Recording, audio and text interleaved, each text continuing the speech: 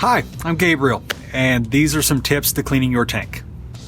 Before we begin, make sure you click that subscribe button so that you can stay up to date with all of our new videos and fun. So what's the point to cleaning your tank? Obviously, it's to get the most flavor and performance out of your tank.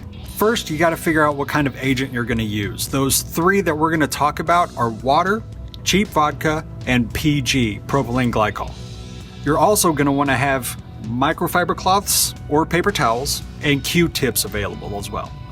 As for which of the three agents that I mentioned that you want to use, it completely depends on you and your comfort level. Something else you want to consider when choosing the cleaning agent is how dirty the tank is. If it's really dirty, you'll probably want to lean towards PG or cheap vodka. But if it's just kind of dirty and you're just switching out your coils, a quick rinse is perfectly fine.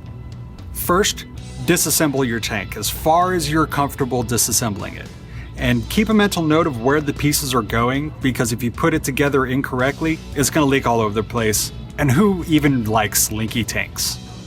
Next, you want to soak your tank in either vodka or PG, even hot water, for about 20 to 30 minutes. Once you're done, go ahead and take the pieces out and put them on either a microfiber cloth or a paper towel to let them dry off for a little while. Once that's complete, take a paper towel or microfiber cloth and wipe away all the water. Use a Q-tip for the harder to reach spots. For the outside of your tank, rubbing alcohol works great. Just put some on a paper towel or microfiber cloth and wipe away the outside.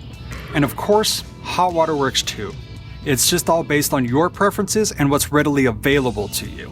Clean your tank as often as you like and use these steps to do it. There it is, now your tank is clean.